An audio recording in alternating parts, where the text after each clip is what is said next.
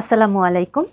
আজকে ৪৯তম special BCS শিক্ষার ইতিহাস বিষয়ের অষ্টম ক্লাস নিয়ে আমি আপনাদের সামনে হাজির হয়েছি। ফাইরুজ আনিকা তালুকদার, প্রভাষক ইতিহাস।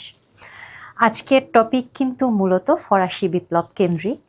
আমরা সবাই জানি যে ফরাসি বিপ্লবের ব্যাপকতা, এর বিশালতা কিন্তু বিশাল। আমাকে আসলে ফরাসি বিপ্লব নিয়ে কথা বলতে বললে আমি অনেকক্ষণ কথা বলতে পারবো, কিন্তু আপনাদের জন্য আসলে একটা শর্টকাট সিলেবাস, একটা শর্টকাট টপিক আমাকে তৈরি করতে হয়েছে। তারপরও স্লাইড অনেকগুলো হয়ে গেছে, কিন্তু আপনাদের জন্য আসলে ফরাসি বিপ্লবকে নিয়ে এত ডিপলি আপনাদেরকে পড়তে হবে, বা ফরাসি বিপ্লব নিয়ে এত ডিপ কোশ্চেন আপনাদের জন্য থাকতে পারে, এটা কিন্তু আসলে মানে এই কারণে আপনাদেরকে আসলে ফরাসি বিপ্লবটা কিন্তু একটু ভালোভাবে পড়াটা জরুরি।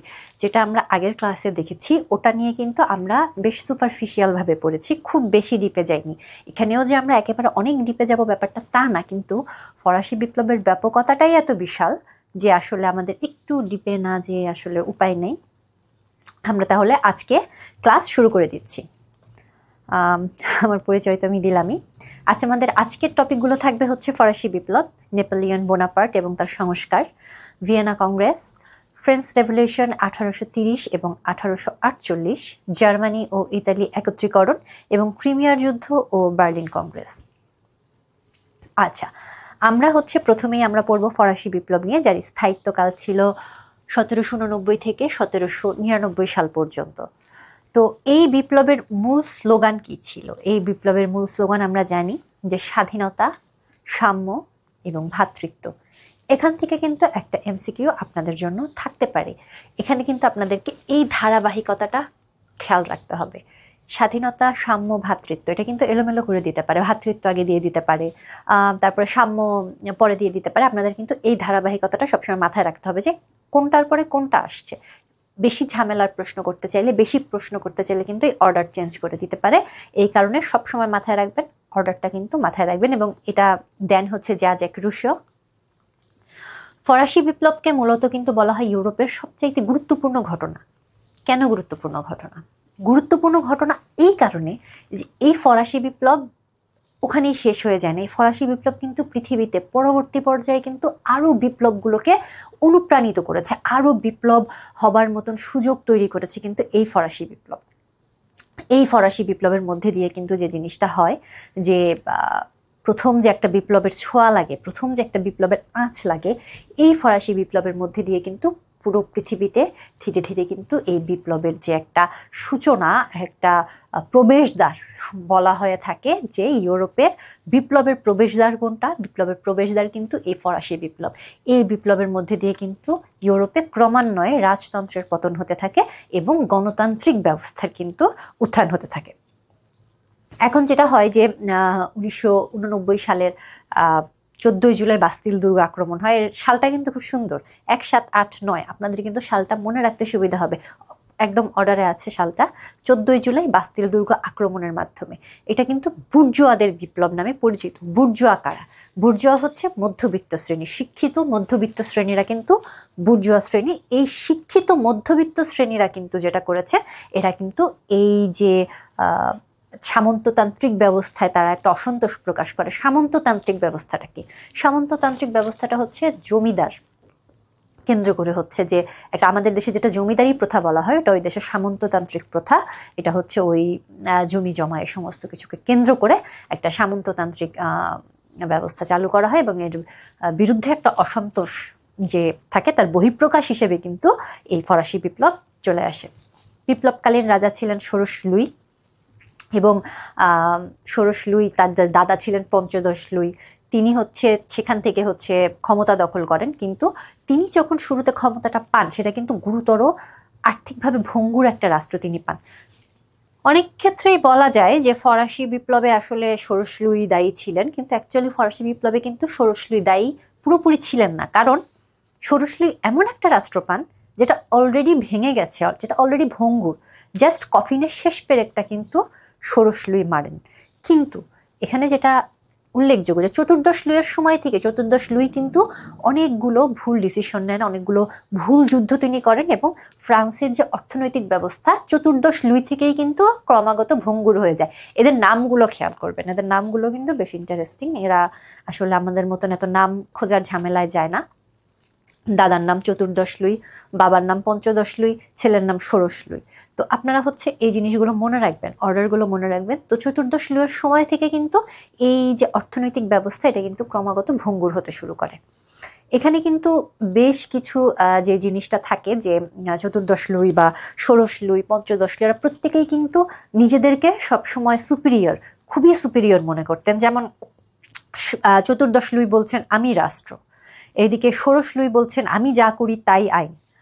তারপরে হচ্ছে পঞ্চদশ লুই বলছেন যে রাজা তার কর্মকাণ্ডের জন্য একমাত্র ঈশ্বরের নিকট দায়ী থাকবেন।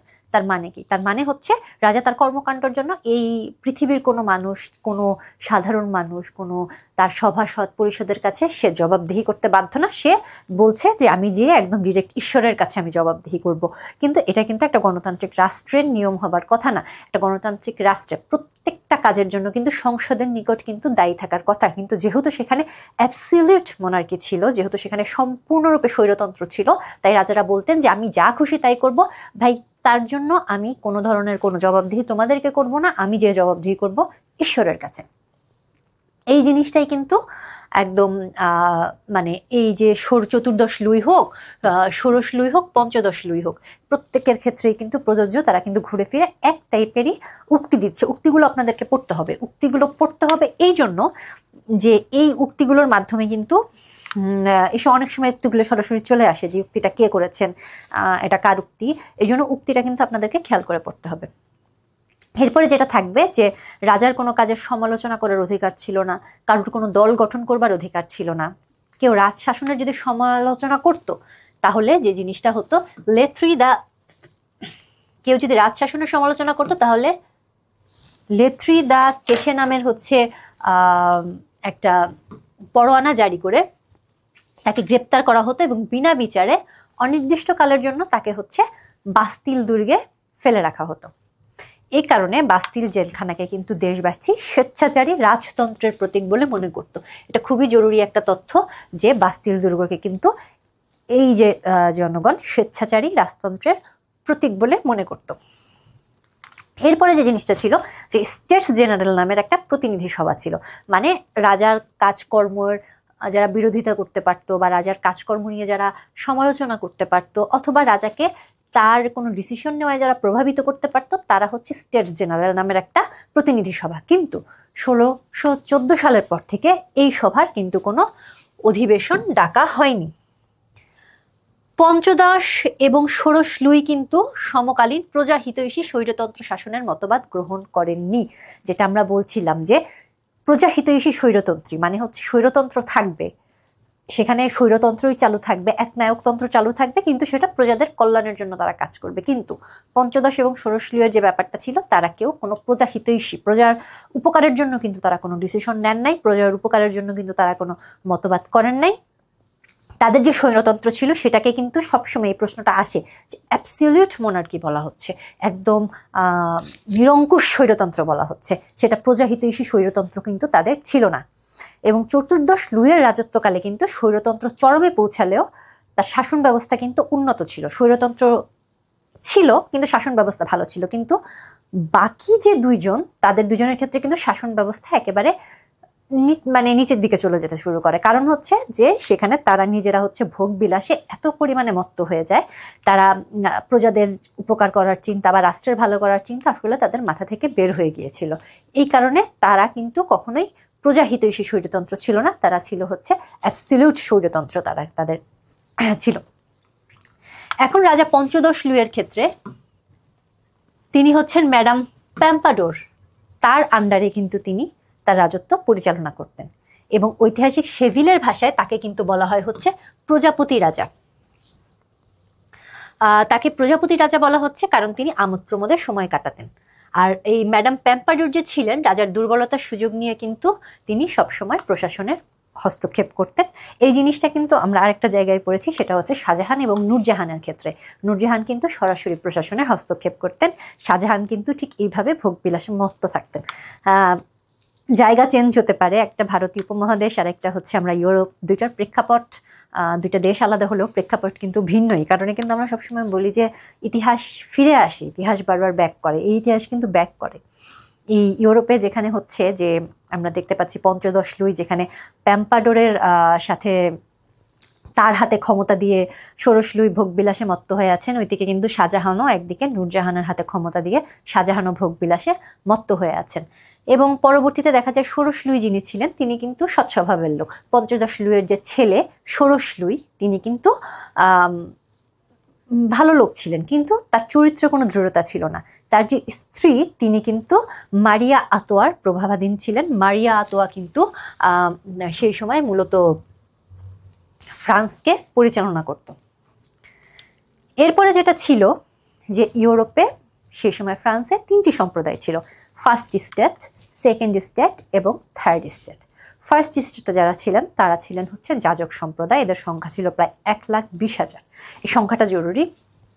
যাজকরা কোনো ধরনের কোনো কর দিত না, উল্টো মানুষের কাছ থেকে তারা হচ্ছে কর আদায় করত এবং তাদের যে সম্পত্তি আছে তার উপরে তারা নিজেদের ইচ্ছাধীনভাবে কর দিত, মানে যেটুকু আসলে না দিলেই না, বা তাদের মন চাইলে দিল, মন না চাইলে দিল না, এই অবস্থা। সেকেন্ড স্টেট ছিল যারা হচ্ছে অভিজাত শ্রেণী। অভিজাত শ্রেণী কারা? রাজার আত্মীয় স্বজন, বন্ধু বান্ধব, এই টাইপের যারা থাকবে তারা অভিজাত শ্রেণী। তারা তো মোটেও কোনো কর দিত না, তারা একেবারে সমস্ত করের ঊর্ধ্বে তারা থাকতো। এবং থার্ড স্টেট যারা ছিল তারা হচ্ছে এই দুই স্টেট বাদ দিয়ে যে বাকি যারা ছিলেন তারা হচ্ছে মূলত থার্ড স্টেট ছিলেন। এবং থার্ড স্টেটের মধ্যেও কিন্তু দুটো ভাগ ছিল। থার্ড স্টেটের মধ্যে দুটো ভাগ থাকার মধ্যে হচ্ছে একটা হচ্ছে একেবারে দরিদ্র শ্রেণী, যেটা কৃষক শ্রমিক এই শ্রেণী, এবং এই থার্ড স্টেটের মধ্যে আরেকটা যারা শ্রেণী ছিল এরা হচ্ছে বুর্জোয়া শ্রেণী। এরা একেবারে দারিদ্রতার প্রান্তে ছিল না, কিন্তু এদের একটা ব্যাপার ছিল যে এরা হচ্ছে শিক্ষিত শ্রেণী ছিল। শিক্ষা মানুষকে কিন্তু নিজের অবস্থান সম্পর্কে জ্ঞান দেয়, নিজের অবস্থানকে আরো দৃঢ় করার জন্য তারা কিন্তু আরো প্রচেষ্টা করে। তো তারা যখন শিক্ষিত হচ্ছে তারা তখন কিন্তু রাষ্ট্রযন্ত্রে অংশগ্রহণ করতে চাচ্ছে। তো এই যে শিক্ষিত হয়ে তারা যে রাষ্ট্র ক্ষমতা একটা অংশ হতে চাচ্ছে, এই অংশর একটা ক্ষোভের বহিঃপ্রকাশ হিসাবেও কিন্তু ফরাসি বিপ্লব হয়। এবং এখানে কিন্তু আরেকটা ব্যাপার হচ্ছে যে ফরাসি বিপ্লবকে কিন্তু বুর্জোয়াদের বিপ্লবও বলা হয়ে থাকে। তার কারণটা হচ্ছে যে ফরাসি বিপ্লবে এই বুর্জোয়া শ্রেণী যারা তখন নতুন নতুন শিক্ষিত হওয়া শুরু করেছে, তারা সমাজের বিভিন্ন জায়গায় তারা নিজেদেরকে গুরুত্বপূর্ণ ভাবছে। এই যে গুরুত্বপূর্ণ ভাবা, এই যে নতুন করে এই যে শিক্ষিত হবার যে ব্যাপারটা, এই ব্যাপারটা কিন্তু তাদেরকে তাদের নিজেদের অধিকার বোধ সম্পর্কে সচেতন করেছে, তাদেরকে নিজেদের চাহিদা সম্পর্কে তাদেরকে কিন্তু সচেতন করেছে। এবং এই চাহিদা বা এই চাওয়া পাওয়ার উপরে কেন্দ্র করেই কিন্তু পরবর্তী সময়ে যে বিপ্লব, এরা বিপ্লবে একটা গুরুত্বপূর্ণ কিন্তু ভূমিকা রাখে। এইখানে একটা জিনিস খেয়াল করতে হবে, অবশ্যই তৃতীয় শ্রেণী বা থার্ড স্টেটদের অংশগ্রহণে এই ফরাসি বিপ্লব হয়েছে, কিন্তু এই থার্ড স্টেটদের দুইটা ভাগের ইন্টারেস্ট কিন্তু দুই রকম ছিল। যারা কৃষক শ্রমিক এদের ইন্টারেস্ট ছিল যে এদের খাদ্য লাগবে, এদের বসবাসের জন্য ভালো জায়গা লাগবে, এরা রাজার ভোগ বিলাসে এরা বিরক্ত, এরা এই কারণে আক্রমণ করে, এরা কিন্তু কোনো রাষ্ট্র ক্ষমতার জন্য আক্রমণ করেনি। এইদিকে থার্ড স্টেটের যে সেকেন্ড ভাগ হচ্ছে বুর্জোয়া শ্রেণী, এরা কিন্তু আক্রমণ করে খাদ্য বস্ত্রের জন্য না, এরা কিন্তু আক্রমণ করে রাষ্ট্র ক্ষমতায় অংশগ্রহণ করবার জন্য, ফ্রান্সকে প্রজাতন্ত্রে পরিণত করবার জন্য। থার্ড স্টেটদের আক্রমণেই বাস্তিল দুর্গ ধ্বংস হয়, কিন্তু দুই পক্ষের ইন্টারেস্ট কিন্তু দুই রকম ছিল। তো আমরা এখানে যেটা দেখতে পাচ্ছি যে যাজকদের সংখ্যা ছিল 1,20,000, মোট জনসংখ্যার সামান্য অংশ। যাজকদের আবার দুটো অংশ ছিল। তারপরে হচ্ছে এখানে অনেক ধরনের করের ব্যাপার আছে, এটা আপনারা পড়ে নিতে পারবেন। আমি যেখানে বেসিকটা আমি সেটা হচ্ছে ক্লাসে বলে দিলাম। অভিজাত বর্গ হচ্ছে প্রভাবশালী এরা ছিল। তারপরে হচ্ছে যেখানে থাকবে যে, এবং সবশেষে যেটা আসবে যে ফ্রান্সের সবাই ছিল হচ্ছে, এরা মোট 96% ছিল হচ্ছে থার্ড স্টেট। এবং এখানে আমরা দেখতে পাচ্ছি যে ফ্রান্সের এই করগুলো সম্পর্কে কিন্তু পড়তে হবে। এই করগুলো খুব ইম্পর্টেন্ট, আপনাদের এই কর থেকে কিন্তু প্রশ্ন চলে আসতে পারে যে কি কি ধরনের কর ছিল। ফ্রান্সে কিন্তু মূলত 3 ধরনের প্রত্যক্ষ কর আদায় করা হতো। এগুলো ছিল হচ্ছে তেই, কাপিতেশীয় এবং ভ্যাতিয়াস। এগুলো প্রত্যক্ষ কর ছিল, এবং পরোক্ষ কর যেগুলো আসবে গাবেল বা লবণ কর এবং এদ বা ভোগ্য বস্তুর উপরে ধার্য কর। আপনাদেরকে কিন্তু এই করগুলো সম্পর্কে পড়তে হবে যে কোন কর কিসের জন্য। এই করগুলো থেকে প্রশ্ন চলে আসতে পারে, যেমন গাবেল কোন কর বলে এখানে 4টা অপশন দিয়ে দিল, এবং সেখান থেকে দেখা যাবে যে আপনাদেরকে অপশন চুজ করতে হচ্ছে, যে এই কারণে কর ছিল, করগুলো আপনাদেরকে জানতে হবে। বিপ্লবের অন্যতম নেতা ছিলেন রোবেসপিয়ার এবং দান্তে, এবং অনুপ্রেরণা দেন রুশো, ভলতেয়ার। আমাদেরকে জানতে হবে যে এই যে যারা দার্শনিক ছিলেন তারা কিভাবে এই বিপ্লবকে তারা হচ্ছে সামনের দিকে চালিয়ে নেন, বা এই বিপ্লবকে তারা বেশি পরিমাণে ফোকাস করেন। এদের মধ্যে যেটা বলছিলাম, মহামতি ভলতেয়ার কিন্তু এই বিপ্লবের পিছনে একটা গুরুত্বপূর্ণ ভূমিকা রাখেন। তবে একটা জিনিস আপনারা দেখুন, ফরাসি বিপ্লব হয় হচ্ছে 1989 সালে, কিন্তু মহামতি ভলতেয়ার কিন্তু সে 1989 সালের আগেই কিন্তু মারা যান। তার মানে তারা কিন্তু ফরাসি বিপ্লবের সময় জীবিত ছিলেন না। তারা যে জীবিত অবস্থায় বিপ্লবে তারা যে অংশগ্রহণ করেছেন, তারা যে সাধারণ জনগণের সাথে মিলে তারা বাস্তিল দুর্গ আক্রমণ করেছেন, ব্যাপারটা কিন্তু মোটেও তা না। ব্যাপারটা হচ্ছে তারা এই ফরাসি বিপ্লব হবার অনেক পূর্বেই তাদের লেখাগুলো সম্পূর্ণ করে গেছেন, যা পরবর্তীতে আসলে যারা বুর্জোয়া শ্রেণী ছিল তারা তাদের লেখা পড়ে কিন্তু উদ্বুদ্ধ হয়েছে। একটা জিনিস সবসময় মাথায় রাখতে হবে, এই যারা ফিলোসফার্স তারা কিন্তু কেউই ফরাসি বিপ্লবের সমসাময়িক সময়ের না। তারা অনেক পূর্বে লেখা লিখে গেছেন, যেটা পরবর্তী সময়ে ফরাসি বিপ্লবের সময় মানুষ পড়ে তাতে উদ্বুদ্ধ হয়েছেন। তাকে বলা হয় হচ্ছে এজ অফ এনলাইটমেন্টের যুগের একজন শ্রেষ্ঠ দার্শনিক। এটা কিন্তু অনেক সময় প্রশ্নে থাকে যে এজ অফ এনলাইটমেন্ট যুগের শ্রেষ্ঠ দার্শনিককে, এটা কিন্তু মহামতি ভলতেয়ারের যেটা পড়তে হবে জরুরি সবচেয়ে, তিনি কি কি বই লিখেছেন। Philosophers dictionary, letters on England এবং হচ্ছে ক্যান্ডিড। এইসব লেখাগুলো আপনাদেরকে জানতে হবে যে মহামতি ভলতেয়ার কোন কোন বইগুলো লিখেছেন। এবং মহামতি ভলতেয়ারের যেটা সবচাইতে গুরুত্বপূর্ণ যে থিওরি তিনিটা দেন, সেই থিওরির মধ্যে সবচাইতে জরুরি হচ্ছে জ্ঞানদীপ্ত স্বৈরাচারী তত্ত্ব। জ্ঞানদীপ্ত স্বৈরাচারী তত্ত্ব হচ্ছে, ভলতেয়ার কিন্তু কখনোই প্রজাতন্ত্রকে সমর্থন করেননি। ভলতেয়ার যেটা বলেছিলেন যে স্বৈরাচারতন্ত্রই থাকবে, কিন্তু সেটা থাকবে প্রজাদের ভালোর জন্য, প্রজাদের মঙ্গলের জন্য। এনারা কিন্তু কখনোই গণতন্ত্রবাদকে তারা কিন্তু সমর্থন জানাননি। ভলতেয়ার অন্তত গণতন্ত্রবাদকে সমর্থন জানাননি। তিনি বলেছিলেন যে স্বৈরাচারতন্ত্রই বেস্ট, কিন্তু স্বৈরাচারতন্ত্রটা হতে হবে প্রজাহিতৈষী, প্রজাতন্ত্রের ভালোর জন্য। এই কারণে এই জিনিসটাও মাথায় রাখতে হবে যে মহামতি ভলতেয়ার কিন্তু জ্ঞানদীপ্ত স্বৈরাচারী শাসনেরও প্রবক্তা। পরবর্তীতে আসছে মন্তেস্কুর প্রথম বই ছিল দ্য পার্সিয়ান লেটার। এই পুস্তকে তিনি উজবেক এবং রিকা, এই বইয়ের দুইজন চরিত্র উজবেক এবং রিকা, এটা কিন্তু প্রশ্নে আসতে পারে যে উজবেক এবং রিকা কোন বইয়ের চরিত্র।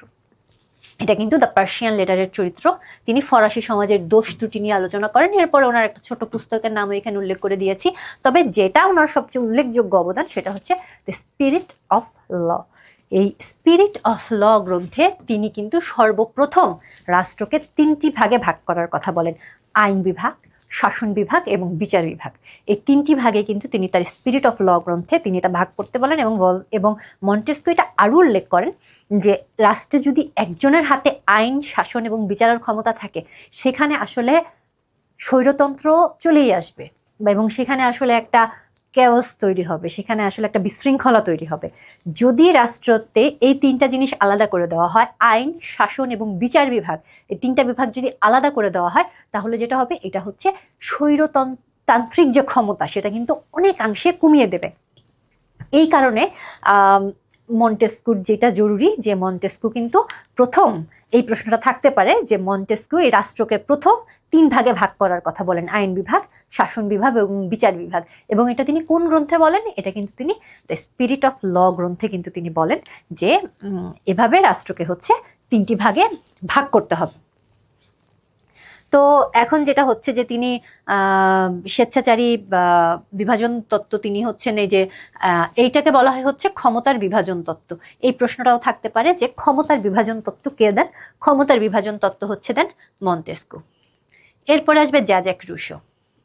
জ্যাক রুশোর বইগুলোর নাম এখানে বলে দেওয়া হয়েছে। এই জ্যাক রুশোর বইগুলোর নাম বলে দেওয়া হয়েছে এবং রুশোকে কিন্তু ফরাসি বিপ্লবের মূল কারিগর মনে করা হয়। এবং রুশোর একটা বিখ্যাত উক্তি যেটা সবসময় পরীক্ষায় আসে, অনেক সময় পরীক্ষায় আসছে, এটা অনেকবারই এসছে, যে man is born to free but everywhere he is in change.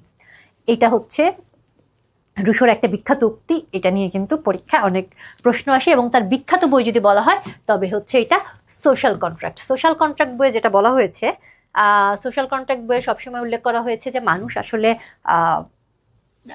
প্রকৃতির সন্তান, মানুষ প্রকৃতির কাছে ফেরত যাবে। এই রাষ্ট্রের মধ্যে মানুষকে টেনে এনে যে একটা নোংরামি করা হচ্ছে, এই যে শ্রেণীভেদ তৈরি করা হয়েছে, এটা কিন্তু সোশ্যাল কন্ট্রাক্ট বইয়ের একটা মূল উপজীব্য, যেটা হচ্ছে যে মানুষ, এখানে কিন্তু আমি একটু মূল উপজীব্যটাও অ্যাড করে দিয়েছি, যে প্রকৃতির রাজ্যে মানুষ স্বাধীন ছিল, কিন্তু ব্যক্তি মালিকানার ধারণা সৃষ্টি হওয়ার কারণে কিন্তু সমাজে বৈষম্য সৃষ্টি হয়। এখানে কিন্তু কার্ল মার্কস যে বই লিখেছেন ডাস ক্যাপিটালের কথার সাথে কিন্তু এখানে মিল আছে। ডাস ক্যাপিটালেও কিন্তু কার্ল মার্কস কিন্তু এই জিনিসটাতেই ফোকাস করেছেন যে মানুষ যেটা যে আছে, যে মানুষ মুক্ত থাকতে যাবে, কিন্তু এই যে ব্যক্তি মালিকানার কারণে কিন্তু এই মানুষে একটা বিভেদ সৃষ্টি হচ্ছে। এটা পরবর্তীতে এই যে প্রতারণা এবং অতৃপ্ত বাসনা মানুষের জীবনের নিরাপত্তাকে বিঘ্নিত করছে। এই সমস্ত কথা কিন্তু ফরাসি জনগণকে কিন্তু বিপ্লবে অনুপ্রাণিত করে। তাই রুশোকে কিন্তু ফরাসি বিপ্লবের মূল প্রবক্তা বলা হয়। এরপরে হচ্ছে যেটা, যে আরো কিছু সামান্য তথ্য এখানে দেওয়া আছে, এগুলো আপনারা দেখে নেবেন, এগুলো পরীক্ষার জন্য আসলে জরুরি। ফরাসি বিপ্লবের ফলাফলগুলো কি? বুর্ব রাজতন্ত্রের পতন। ফরাসি বিপ্লবের সবচেয়ে বড় যেটা হয় যে রাজতন্ত্র, বুর্ব রাজতন্ত্র, কিন্তু পুরোপুরি কিন্তু রাজতন্ত্র যায়নি, কারণ ফরাসি বিপ্লবের পরে যখন ত্রাসের রাজত্ব বা সন্ত্রাসের রাজত্ব আসলো, সন্ত্রাসের রাজত্বের পরে কিন্তু আবার প্রজাতন্ত্র কিন্তু চলে যায় এবং আবার কিন্তু রাজতন্ত্র ব্যাক করে। কিন্তু বুর্ব রাজবংশের পতন কিন্তু ফরাসি বিপ্লবের মাধ্যমে হয়ে যায়। বাস্তিল দুর্গ যেটা ছিল যে ফরাসি বিপ্লবের সবচেয়ে কুখ্যাত জায়গা, যেটা দুর্গ হিসেবে পরিচিত ছিল এবং মানুষকে সামান্য কারণে বাস্তিল দুর্গে বছরের পর বছর ফেলে রাখতো। এটা মানে এমন একটা কারাগার ছিল যে যেখান থেকে পালানোর রাস্তা ছিল না, যেখানে মানুষকে দিনের পর দিন ফেলে অত্যাচার করা হতো। এই বাস্তিল দুর্গ কিন্তু প্রকৃতপক্ষে ফরাসি বিপ্লবের একটা প্রতীক হয়ে দাঁড়িয়েছিল, নৃশংসতার একটা প্রতীক বাস্তিল দুর্গ হয়ে গিয়েছিল, যেই কারণে কিন্তু বাস্তিল দুর্গের পতন হওয়ার সাথে সাথে কিন্তু ফরাসি বিপ্লবে সাধারণ জনগণের একটা জয়, এই ধরনের কিন্তু একটা কথা চলে আসলো। এরপরে ফ্রান্সের রাজতন্ত্রের পতন এবং প্রজাতন্ত্রে রূপ নিল। নেপোলিয়নকে বলা হয় হচ্ছে ফরাসি বিপ্লবের শিশু। নেপোলিয়ন ফরাসি বিপ্লবের ক্ষমতা দখল করলেন এবং 1799 সালে। এরপরে আমি এখানে কিছু প্রশ্ন অ্যাড করে দিয়েছি, প্রশ্নে যদি কিছু বুঝতে হয় আমি সেটা বলে দিচ্ছি। এখানে সব এক লাইনেরই প্রশ্ন আছে, আশা করছি আপনাদের বুঝতে সমস্যা হবে না।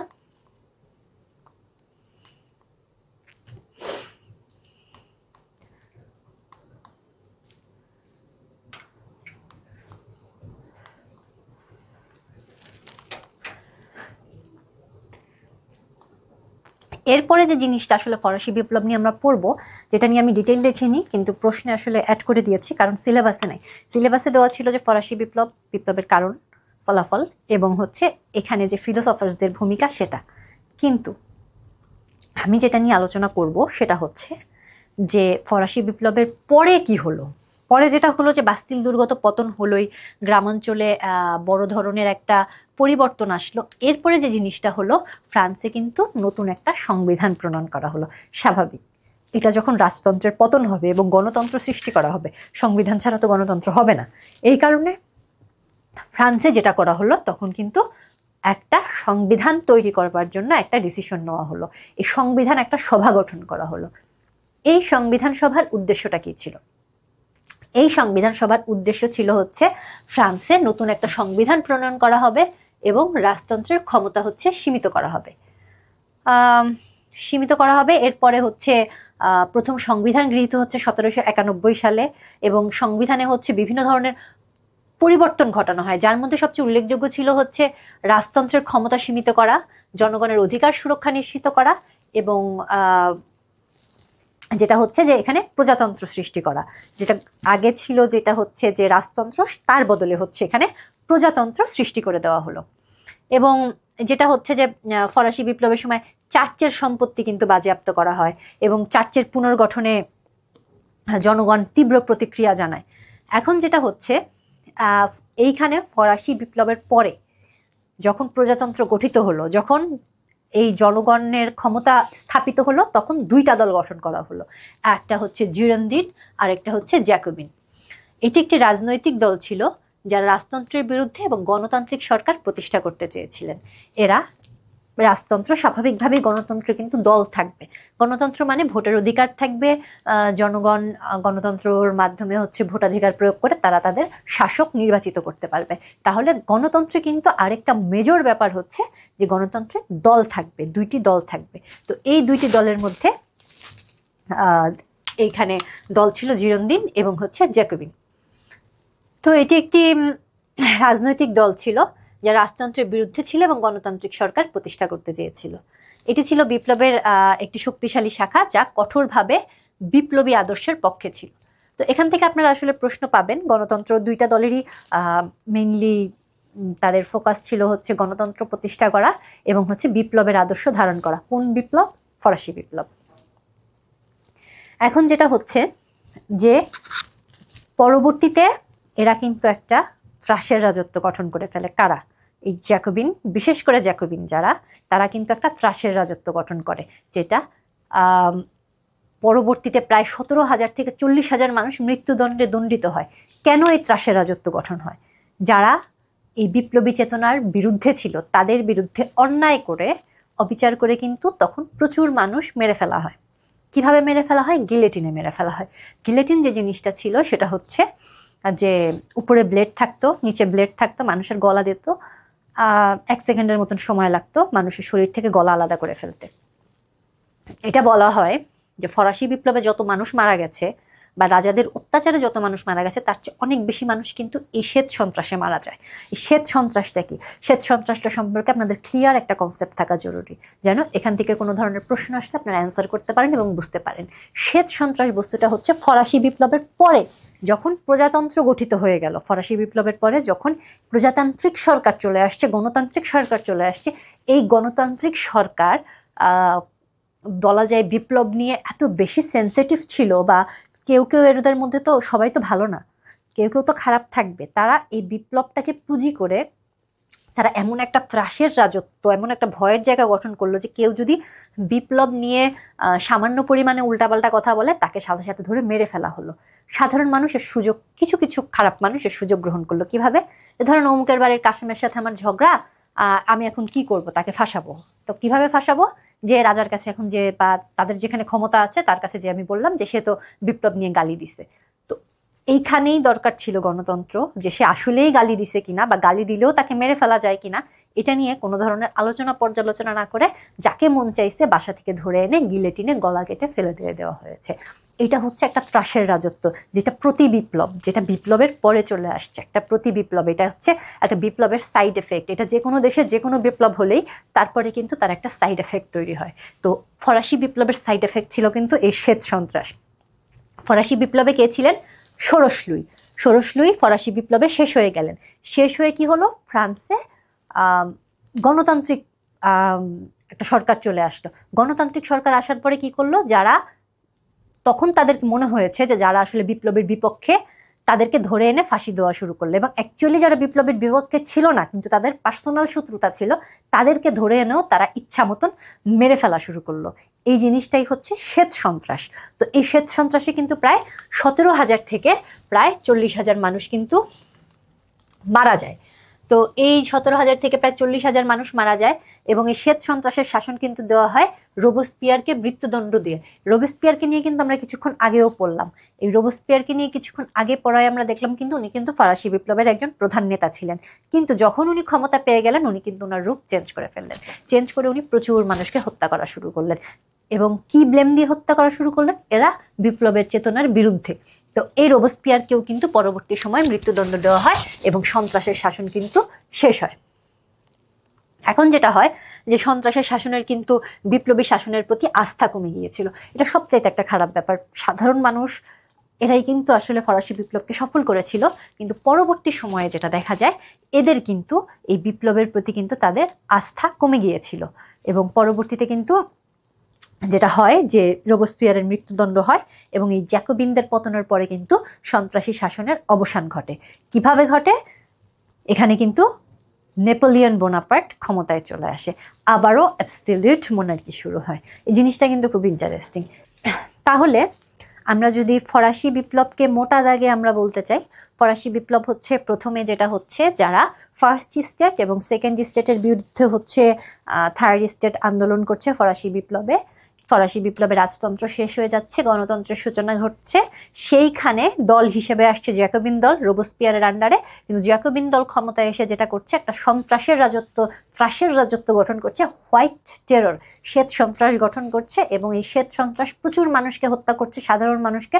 সাধারণ মানুষের ভিতরে একটা ত্রাস, একটা ভয় তৈরি হচ্ছে যে তারা যে কোনো সময় তাদেরকে নিয়ে মেরে ফেলতে পারে, এবং এই ত্রাস বা ভয়ের মধ্যে তাদের সেভিয়ার হিসেবে আসছে, তাদের রক্ষাকর্তা হিসেবে আসছে নেপোলিয়ন বোনাপার্ট।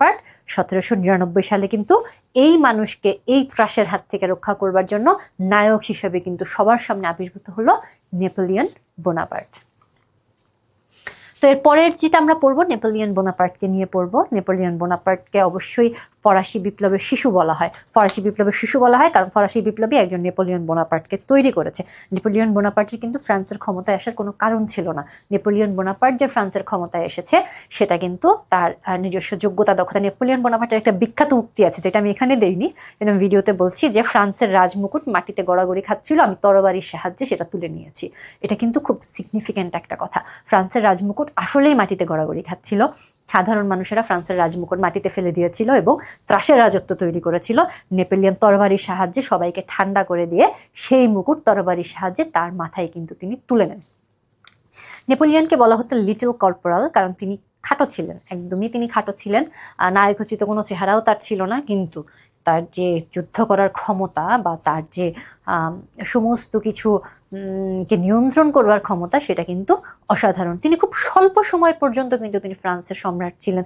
এত স্বল্প সময় পর্যন্ত ছিলেন যে ইতিহাসের পাতায় তার নাম এত বিখ্যাতভাবে আসার কথা না, কিন্তু তিনি তার কর্ম দিয়ে, তিনি তার ব্যক্তিত্ব দিয়ে এবং তিনি তার কাজের ব্যাপকতা দিয়ে কিন্তু তিনি ইতিহাসে একটা অনন্য স্থান কিন্তু তিনি দখল করে ফেলেছেন। এখন যেটা দেখতে পারি যে নেপোলিয়ন কিন্তু এখানে বেশ কিছু যুদ্ধ করেন, 1 দশকের বেশি সকল ইউরোপীয় শক্তির সাথে কিন্তু তিনি যুদ্ধ সংঘাতে তিনি জড়িয়ে পড়েন, এবং হচ্ছে যে 1812 সালে যে তিনি রাশিয়া আগ্রাসন করেন, এটা তার সবচেয়ে বড় একটা ভুল ছিল জীবনের। এই আগ্রাসন কিন্তু তার একটি যুগসন্ধিক্ষণ হিসেবে বিবেচিত হয়, এবং তিনি কিন্তু রাশিয়া আগ্রাসন এবং লিপজিগে পরাজয়ের পরে কিন্তু তিনি ফ্রান্সে আগ্রাসন চালান, এবং নেপোলিয়ন কিন্তু 1814 সালে তিনি হেরে যেতে বাধ্য হন, এবং যেটা হয় যে 1815 সালের 18ই জুন তিনি ওয়াটারলুতে পরাজিত হন, এবং তার বাকি জীবনের যে 6 বছর তিনি কিন্তু আটলান্টিক মহাসাগরের সেন্ট হেলেনাতে কাটান। একজন শ্রেষ্ঠ যুদ্ধ মানে কি বলবো, যোদ্ধার আসলে এই পরিণতি, মাত্র 33 বছর বয়সে তিনি মারা যান। এই পরিণতি আসলে মেনে নেওয়া কষ্ট। তিনি আসলে বেঁচে থাকলে আর কি করতে পারতেন তা জানি না, তবে নেপোলিয়নের যে জিনিসটা ভুল ছিল, আমরা যেটাকে ভুলই ধরবো, যে তিনি আসলে পরবর্তীতে তিনি বেশ দাম্ভিক হয়ে পড়েছিলেন, যে তিনি এই কারণে তার যে কোথায় আসলে আক্রমণ করা উচিত, কখন আক্রমণ করা উচিত, আবহাওয়া কিন্তু ম্যাটার করে। আমি এটা নিয়ে পড়েছিলাম যে রাশিয়ায় তিনি যখন আক্রমণ করেন, তিনি আক্রমণ করবার মাসখানেকের মধ্যেই হচ্ছে তীব্র বরফঝড় শুরু হয়, যেই বরফঝড়ে তার সেনাবাহিনী কিন্তু সার্ভাইভ করতে পারেনি। এটা তার হেরে যাওয়ার একটা বড় কারণ। তো এই কারণে হচ্ছে তিনি এতখানি দাম্ভিক হয়ে পড়েছিলেন যে কখন কোথায় আক্রমণ করা যাবে, তার সৈন্যরা মানে তাদের সামর্থ্য আছে কিনা, তারা ক্লান্ত কিনা, নেপোলিয়ন এই খোঁজটুকু নেওয়ারও তখন কিন্তু প্রয়োজন বোধ করেননি। কিন্তু তার যে আর্লি এজ, তিনি যখন ফ্রান্সের মুকুট পরে তিনি যখন বসলেন, সেটা কিন্তু খুব গৌরবময় একটা সময় ছিল। তখন তিনি সমস্ত ইউরোপীয় শক্তিকে কিন্তু তিনি তার পদানত করতে তিনি পেরেছিলেন। তবে তার যেটা সবচাইতে তিনি যেই কারণে ফেমাস, যে তিনি কিন্তু নিজেকে হচ্ছে নেপোলিয়ন কোড, যেটা তিনি তখন ফ্রান্সে তো আসলে খুবই অরাজক অবস্থা, এক রাজতন্ত্র যাচ্ছে, গণতন্ত্র এসে ঝামেলা করতেছে, সেটাকে সরিয়ে দিয়ে নেপোলিয়ন বসছে, টোটালি একটা মানে প্রচন্ড পরিমাণে অরাজক অবস্থার মধ্যে তিনি যখন ক্ষমতা নেন তখন কিন্তু ফ্রান্সকে শান্তিপূর্ণ করার জন্য, ফ্রান্সকে ঠান্ডা করার জন্য, ফ্রান্সের মানুষদেরকে লাইনে আনার জন্য তিনি কিন্তু বেশ কিছু সংস্কার হাতে নেন। তার মধ্যে সবচেয়ে ইম্পর্টেন্ট সংস্কার হচ্ছে কোড নেপোলিয়ন। এটা তো সংস্কারের মধ্যে উল্লেখযোগ্য যে তিনি বিভিন্ন আইন তিনি প্রবর্তন করেন। এই কোড নেপোলিয়নকে অনেক সময় হাম্বুরাবির আইনের সাথেও কিন্তু তুলনা করা হয়। তো ওনার সময়ের কিছু বিখ্যাত যুদ্ধ এখানে আছে। একটা বিখ্যাত উক্তি আমি দিয়েছি, উক্তিটা আমার খুব পছন্দ, যে impossible is a word which is found in a fool's dictionary. অসম্ভব বলে পৃথিবীতে কোনো শব্দ নাই। আমরা অনেক কিছুকে অসম্ভব ভাবি। আমাদের চেষ্টা, আমাদের দোয়া, আমাদের প্রার্থনার মাধ্যমে আমরা কিন্তু সেটা চেঞ্জ করতে পারি। তো এই কথাটা খুব চমৎকার একটা কথা। ছাড়া নেপালিয়ান আরেকটা কথা আছে যে আমাকে একটি শিক্ষিত মা দাও, আমি একটি শিক্ষিত জাতি দেব। এটাও খুব ফেমাস একটা ওয়ার্ড। এবং আরেকটা আমি যেটা শুরুতেই আমি বললাম যে ফ্রান্সের রাজমুকুট মাটিতে গড়াগড়ি খাচ্ছিল, আমি তরবারির সাহায্যে সেটা তুলে নিয়েছি। এটাও কিন্তু নেপোলিয়নের খুব ফেমাস 3টা উক্তি। নেপোলিয়ন কিন্তু এই যে অনেক বেশি তিনি সংস্কার করেন, যেমন নেপোলিয়নিক কোড, তারপরে হচ্ছে ধর্মীয় স্বাধীনতা, সম্পত্তির অধিকার নিশ্চিত করা হয়। তিনি প্রশাসনিক ও অর্থনৈতিক সংস্কার করেন, কেন্দ্রীয় ব্যাংক প্রতিষ্ঠা করেন। এটা নিয়ে আমি আরো ডিটেইলে আলোচনা করেছি। তিনি কিন্তু আধুনিকীকরণের পথে ফ্রান্সকে এগিয়ে নিয়ে যান। পরবর্তীতে যেটা থাকে যে আইনি সংস্কার, যেটা নেপোলিয়ন কোড। নেপোলিয়ন কোড কিন্তু এখানে খুবই জরুরি একটি ঐতিহাসিক আইনবিধি। 1804 সালে, কত সালে প্রতিষ্ঠিত হয়? 1804 সালে তিনি নেপোলিয়ন কোড দেন। এটা কিন্তু ভীষণ জরুরি। এরপরে হচ্ছে ফ্রান্সের আইন ব্যবস্থাকে এটা সুনির্দিষ্ট করে তোলে এবং আধুনিক আইন ব্যবস্থার জন্য মৌলিক ভিত্তি হিসেবে প্রতিষ্ঠিত হয়। নেপোলিয়ন কোডের বৈশিষ্ট্যসমূহ, এটা কিন্তু খুবই জরুরি। আমি বারবারই বলছি, নেপোলিয়ন কোড থেকে প্রশ্ন থাকতে পারে এবং নেপোলিয়ন থেকে প্রশ্ন থাকার সম্ভাবনা অনেক অনেক বেশি। নেপোলিয়ন কোডে সকল নাগরিককে সমান হিসেবে দেখা হয়েছে। এই যে ফরাসি বিপ্লবের প্রথম ধাক্কা কিন্তু এখানে চলে আসলো। কিভাবে আসলো? ফরাসি বিপ্লবের সময় কয়টা স্টেটে বিভক্ত ছিল? 3টা স্টেটে। নেপোলিয়ন কোড দিয়ে নেপোলিয়ন সেই স্টেট ব্যবস্থাকে তিনি ভেঙে গুঁড়ো গুঁড়ো করে দিলেন এবং তিনি বলে রাখলেন যে রাষ্ট্রের শুরু থেকে শেষ পর্যন্ত, উচ্চবিত্ত থেকে নিম্নবিত্ত পর্যন্ত সমস্ত মানুষ কিন্তু একই সাথে কিন্তু আইনের চোখে সমান হিসেবে বিবেচিত হবে। এটাও কিন্তু আমাদের ইভেন আমাদের সংবিধানেও কিন্তু এটা আছে। সংবিধানের 27 নম্বর যে ধারাটা আছে ওটা কিন্তু আপনারা পড়ে নেবেন। ওখানে কিন্তু সকল নাগরিককে আইনের দৃষ্টিতে সমতা, সমান চোখে দেখা হয়েছে। পরবর্তীতে আসবে সত্ত্বাধিকারের সম্মান। ব্যক্তি সম্পত্তির অধিকারকে সুরক্ষিত করবে, অন্য কেউ যেন সেটা কেড়ে নিতে না পারে। এরপরে আসবে হচ্ছে ব্যক্তিগত অধীনতা দিবে, বিবাহ এবং তালাকের অধিকার। কে কাকে বিয়ে করবে, কে কাকে তালাক দিবে, এটা নিয়ে রাষ্ট্র কোনো মাথা ঘামাবে না। তোমার কাকে বিয়ে করতে ইচ্ছা করছে তুমি করো, তালাক দিতে ইচ্ছা করছে দাও, রাষ্ট্র এটা নিয়ে কোনো কথা বলবে না। পরবর্তীতে পরিবার এবং বিবাহ সম্পর্ক আইন, এটা ক্লিয়ার করা হয়েছে। চুক্তি এবং দায়িত্বের ভিত্তি, কেউ কোনো চুক্তি করলে সেটা ভঙ্গ করে ফেললে কি কি শাস্তি হবে সেটা নিয়ে আলোচনা। প্রশাসনিক আইন দেওয়া হচ্ছে, বিপ্লবের আদর্শ বাস্তবায়ন হচ্ছে। নেপোলিয়ন কোডের প্রভাব কিন্তু ব্যাপক ছিল। নেপোলিয়ন কোডের প্রভাব এখানে ব্যাপক ছিল এই কারণে যে এটা কিন্তু ফ্রান্সের আইন ব্যবস্থাকে আধুনিক করে তোলে এবং ইউরোপের অন্যান্য দেশেও কিন্তু এই নেপোলিয়নিক কোডের প্রভাব পড়ে। ইতালি, স্পেন, বেলজিয়াম, পরবর্তীতে ল্যাটিন আমেরিকায়ও কিন্তু এর ব্যাপক হচ্ছে প্রভাব পড়ে। বিশ্বব্যাপী, শুধু ইউরোপেই যে শুধু এই প্রভাব দিয়ে শেষ হয়ে গেছে ব্যাপারটা তা না, এটা কিন্তু পুরো বিশ্বব্যাপী একটা প্রভাব ছিল। বিশ্বব্যাপী এই ইউরোপিয়ান যে নেপোলিয়ন কোডের যে একটা প্রভাব পড়ে, আর শুধু ইউরোপে, এটা হচ্ছে ল্যাটিন আমেরিকা, মিশর, এমনকি কিছু এশীয় দেশেও কিন্তু এই কোড নেপোলিয়ন, মানে একটা কোড দিয়ে নেপোলিয়ন কিন্তু সারা বিশ্বের মানুষের কাছে পরিচিতি পেয়ে গিয়েছিল। কোড প্রবর্তনের উদ্দেশ্য সেটা তো বললামই, যে বিপ্লবের আদর্শ বাস্তবায়ন। যেটা ফরাসি বিপ্লব যেটা হয়েছিল, যে 3টা স্টেটের বিরুদ্ধে যে ফরাসি বিপ্লব হয়েছিল, সেটা কিন্তু এই নেপোলিয়ন কোড প্রণয়নের জন্য একটা সুনির্দিষ্ট আইনের দরকার ছিল। সুনির্দিষ্ট যে সকল মানুষ যে সমান, তাদেরকে এই সমান প্ল্যাটফর্মে এনে দাঁড় করানোর জন্য কিন্তু একটা সুনির্দিষ্ট আইনের দরকার ছিল। আইন ছাড়া শুধু মুখে মুখে বলে কিন্তু রাষ্ট্র চলে না। রাষ্ট্রর পরিচালনা করবার জন্য একটা সুনির্দিষ্ট আইন দরকার হয়, একটা সুনির্দিষ্ট মেথড দরকার হয়।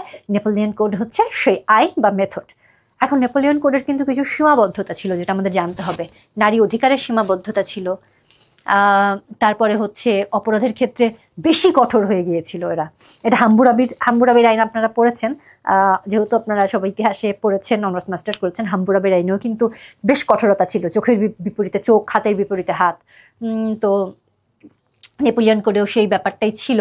কোডটি হচ্ছে সামাজিক ন্যায় বিচার কখনো প্রতিষ্ঠা করতে ব্যর্থ হয়, এবং কিছু কিছু জায়গায় কিন্তু এখানে একক আধিপত্য কায়েম, নেপোলিয়নের একক আধিপত্য কায়েমকে কিন্তু এই কোড অনেক জায়গায় নিয়ন্ত্রণ করে। এরপরে যেটা ছিল যে প্রশাসনিক আইন বিপ্লবের, এটা আচ্ছা এখানে স্লাইডটা ডাবল চলে আসছে, সমস্যা নেই, এটা আপনাদেরকে এডিট করে দেওয়া হবে। আর তার পরবর্তীতে যেটা দেখা যাচ্ছে নেপোলিয়ন কোড শেষ হবার পরে যেটা থাকবে সেটা হচ্ছে সামরিক আধুনিকীকরণ। এই সামরিক আধুনিকীকরণে কিন্তু এমন কিছু আধুনিকীকরণ করা হয় ফ্রান্সে যেটা আজ পর্যন্ত সামরিক বিশ্ববিদ্যালয় বা সামরিক বিদ্যালয়গুলোতে পড়ানো হয়। এখানে হচ্ছে এটা কিন্তু নেপোলিয়নের এই উত্তরাধিকারকে কিন্তু স্থায়ী করে তোলে। এরপর আরো যেটা থাকবে শিক্ষাক্ষেত্রে সংস্কার থাকবে। শিক্ষাক্ষেত্রে নেপোলিয়নের সংস্কার হচ্ছে তিনি বহু মাধ্যমিক প্রাথমিক বিদ্যালয় প্রতিষ্ঠা করেন। প্রতিটি কমিউন হচ্ছে আমাদের ওয়ার্ড, এখন আমরা যেটাকে ওয়ার্ড বলি সেটা হচ্ছে ফ্রান্সের কমিউন। এই কমিউনে একটা করে প্রাথমিক বিদ্যালয় প্রতিষ্ঠা করেন, বহু কারিগরি বিদ্যালয় প্রতিষ্ঠা করা হয়, সামরিক শিক্ষাদানের জন্য 29টি বিদ্যালয় প্রতিষ্ঠিত হয়, শিক্ষকের জন্য নর্মাল স্কুল, চিকিৎসা বিদ্যালয়, ফরাসি ভাষা সমৃদ্ধি লাখে উচ্চশিক্ষা বিস্তারের জন্য কিন্তু তিনি, এটা খুব জরুরি যে ইউনিভার্সিটি অফ ফ্রান্স কবে প্রতিষ্ঠা করা হয় এবং কে প্রতিষ্ঠা করেন। ইউনিভার্সিটি অফ ফ্রান্স কে প্রতিষ্ঠা করেন, খুবই জরুরি প্রশ্ন, এবং কবে প্রতিষ্ঠা করা হয় এটাও জরুরি। অর্থনৈতিক সংস্কার থাকবে, তিনি প্রথমে ব্যাংক অফ ফ্রান্স প্রতিষ্ঠা করেন, অবশ্যই জরুরি। নোট ছাপাবার অধিকার ছিল ব্যাংক অফ ফ্রান্সকে। তিনি এই বিজিত দেশগুলো থেকে ক্ষতিপূরণ বাবদ প্রচুর অর্থ তিনি সংরক্ষণ করেন, এখানে যেটা ছিল মুদ্রানীতি। বেকারদের পুনর্বাসন, তিনি চেম্বার অফ কমার্সকে তিনি পুনর্গঠিত করেন, সোনারূপার মুদ্রার পুনঃপ্রচলন ঘটেন, এই নোট বাতিল করা হয়, স্টক এক্সচেঞ্জ গঠিত হয়। এই নেপোলিয়নকে নিয়ে আপনাদের হচ্ছে এখানে একটু ডিটেল বা তার এখানে যে একটুকু তার কীর্তি আছে, বা যেখানে যেটুকু হচ্ছে তার কর্মকাণ্ড বা তার সংস্কারগুলো আছে, এটা কিন্তু আপনাদেরকে একটু ডিটেলে পড়ে যেতে হবে। এখানে আমি বেশ কিছু প্রশ্ন অ্যাড করে দিয়েছি, আশা করছি যে এই প্রশ্নের মাধ্যমে আপনাদের কিন্তু এটা ক্লিয়ার হয়ে যাবে। আপনাদের যদি এখানে কোনো প্রশ্ন থাকে বা কোনো ধরনের কোনো মানে কোয়েরি থাকে, এটা আপনারা পরবর্তীতে জানাতে পারেন। তবে আশা করা যাচ্ছে যে এখান থেকে যে 1 নাম্বারের যে প্রশ্নগুলো আছে তাহলে আপনাদের হচ্ছে সেটা ক্লিয়ার হয়ে যাবে।